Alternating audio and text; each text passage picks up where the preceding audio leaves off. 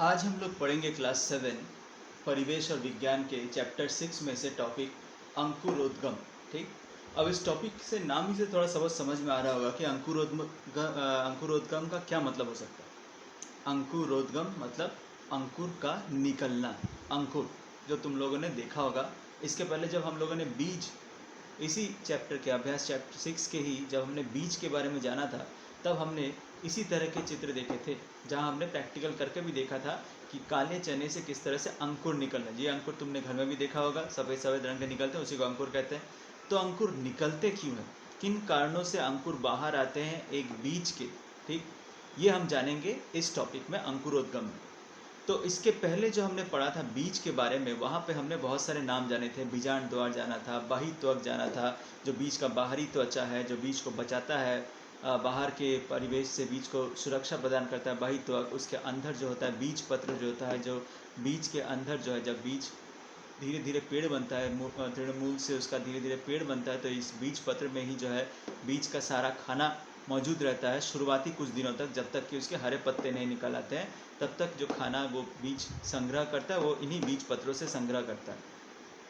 भ्रूणांश जो था वो क्या था, वो बीज के वो वाला हिस्सा है जहाँ से तृणमूल बाहर निकलता है, जहाँ से ये थोड़ा ये तृणमुकुल बाहर निकलता है, जहाँ से हरे पत्ते बाहर निकलते हैं, ये भ्रूणांश वाला हिस्सा था। ठीक। तो मेन जो हम अंकुरोद्गम में जानेंगे, सबसे पहले तो ये कि अंकुरोद्गम होता क्यों है, या अंकुर बीज से बाहर निकलता ही क्यों है। तो जाहिर सी बात है, बीज से अंकुर बाहर नहीं निकलेगा तो नया पेड़ कैसे उत्पन्न होगा। ठीक। तो ये बाहर जो निकलता है, बीज के बाहर ये जो अंकुर निकल रहा है, जो अंकुर धीरे धीरे इस रूप में धारण कर लेता है, यानी ये जो है, ये इसका बाहर का त्वचा, ये बाहर का त्वचा जो है वो गिर जाता है और बच जाता है ये अंदर वाला हिस्सा, जो इस रूप में हमने दिखाया। इस रूप में एक हिस्सा है और एक ये रूप है, ये सामने की तरफ से, ये साइड की तरफ से दिखाया गया। ठीक।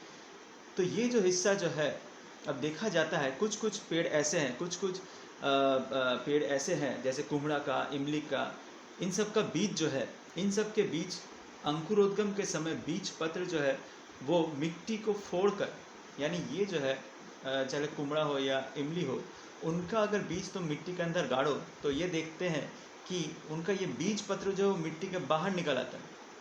ये वाला हिस्सा, तृणमूल वाला हिस्सा, ये वाला हिस्सा जो मिट्टी का अंदर ही रहता है, लेकिन ये बीज पत्र वाला हिस्सा जो है मिट्टी के बाहर आ जाता है और उसके बाद उसका पेड़ बनता है। तो ऐसे जो अंकुरोद्गम होता है उसे बोला जाता है मृदभेदी अंकुरोद्गम या एपिगल जर्मिनेशन।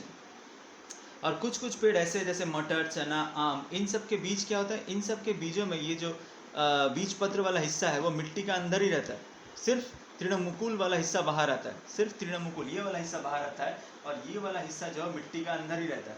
तो ऐसे जो अंकुरोद्गम होते हैं उसे बोला जाता है मध्यवर्ती अंकुरोद्गम, उसे बोला जाता है मध्यवर्ती अंकुरोद्गम। ठीक, क्लियर हुआ। तो मृदभेदी अंकुरोद्गम और मध्यवर्ती अंकुरोद्गम के बारे में तुमने जाना। मृदभेदी में क्या होगा, मृदभेदी अंकुरोद्गम में क्या होगा, ये बीज पत्र वाला हिस्सा मिट्टी के बाहर आ जाएगा, और मध्यभेदी में क्या होगा, ये बीज पत्र वाला हिस्सा मिट्टी के नीचे रहेगा। ठीक है, क्लियर हुआ। अब जानते हैं कि किन कंडीशन या कौन से कारणों से ये तृणमूल जो है या अंकुर जो है वो बीज के बाहर निकलता है। क्या क्या कारण, अभी के दुकान में तुम लोगों ने देखा होगा, दुकान में जो काला चना बेचता है, अब वो जब काला चना बेचता है, क्या उसके अंकुर निकले रहते हैं? जाहिर सी बात है, नहीं निकले रहते हैं। तो ऐसा क्या वो कैसे रखता है कि उसके अंकुर नहीं निकलता है? तो ध्यान से अगर देखो, जब घर में तुम लाते भी हो, वो अंकुर माँ कहाँ रख, वो अंकुर बोलना, वो चने जो है माँ कहाँ रखती है? एक बर्तन में रखती है। क्या जिस बर्तन में रखती है उसमें पानी डाल के रखती है? नहीं रखती है। यानी पानी, जाहिर सी बात है, कुछ एक कारण है या कुछ एक कारक है जिसकी मदद से ये अंकुर जो है बाहर निकलता है। तो जो आवश्यक चीज़ें हैं, जो इस बीज से अंकुरोद्गम होने के लिए बहुत ही ज़रूरी है, वो सबसे पहले क्या है? सबसे पहले है तुम्हारा वाटर या पानी। सबसे पहले क्या ज़रूरी है? वाटर या पानी। दूसरा जो है ऑक्सीजन। हम सांस लेते हैं तो हमें ऑक्सीजन की ज़रूरत है।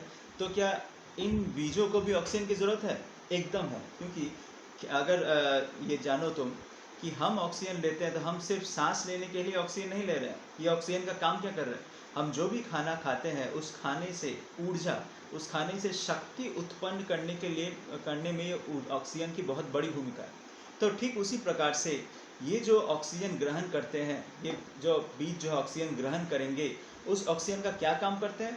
ये उस ऑक्सीजन से जो खाना जो इनके अंदर है उससे ऊर्जा बनाते हैं, और जिस ऊर्जा की मदद से ही ये धीरे धीरे ये जो तृणमूल है इसके बाहर निकलता है, और धीरे धीरे ये तृणमुकुल बाहर निकलता है और एक पौधा बनता है। तो सेकंड जो जरूरी है वो क्या है? ऑक्सीजन। सेकंड जो चीज़ ज़रूरी है, आवश्यक है, वो है ऑक्सीजन। तीसरा, ध्यान से देखो, अगर हम इस बीज को मान लो हमने ऐसी जगह रखा है जहाँ सूर्य की किरणें एकदम ही ना हो, ठीक, तब क्या उसमें से पेड़ उत्पन्न होगा? हालांकि उसमें से हो सकता है तृणमूल बाहर आ जाए, क्योंकि ऊर्जा तो इसके अंदर पहले से ही है। इस बीज के अंदर जो तृणमूल बाहर आने की ऊर्जा इस बीज पत्र से ही मिल जा रही। लेकिन इसके बाद जो तृणमुकुल से धीरे धीरे पौधा बनेगा, हरा पौधा बनेगा, वो पौधा कब बनेगा? जब उसे सूर्य की ऊर्जा मिलेगी। तो थर्ड जो इम्पोर्टेंट चीज है वो क्या है? सनलाइट।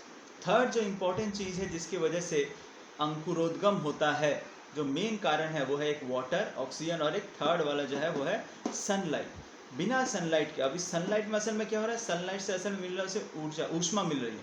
ऊष्मा यानी तापमान मिल रहा है। एक सटीक तापमान अगर इस बीज को ना मिले, ना ही तृणमूल निकलेगा और ना ही तृणमुकुल से एक हरा भरा पेड़ निकलेगा। तो तीन इंपॉर्टेंट कारक है, वाटर, पानी, ऑक्सीजन, और सनलाइट या सूर्य की ऊष्मा। यहाँ तक क्लियर हुआ? अब हमने इस अंकुरोद्गम के पहले पढ़ा था व्यापन और अभिश्रवण।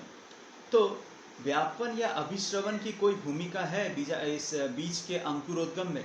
एकदम है। देखो, हमने जो इसके पहले वीडियो में जाना था बीज के बारे में, उसको अगर तुम ध्यान से देखो तो तुम्हें मिलेगा, हमने ये कहा था कि बीजांड द्वार, ये जो हिस्सा है बीज का, ये वाला हिस्सा जो है, देखेगा तुम अगर बीज हाथ में लेके देखो, जो उस वीडियो में भी हमने दिखाया था कहाँ पे बीजांड द्वार है, उस वीडियो को अच्छे से देखो, तुम्हें पता चलेगा बीजांड द्वार कहाँ पे है।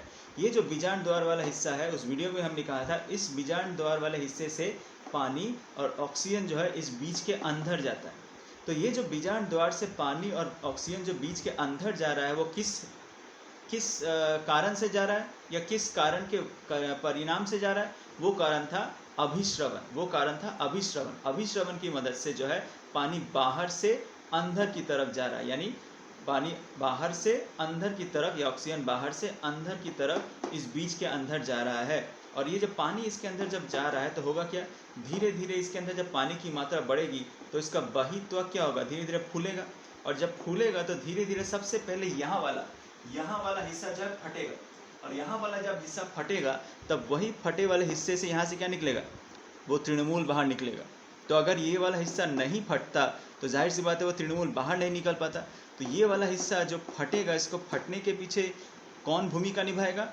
वो जो पानी और ऑक्सीजन जो इसके अंदर प्रवेश कर रहा है ऑस्मोसिस या अभिश्रवण की मदद से, जिसके वजह से इसके अंदर का जो है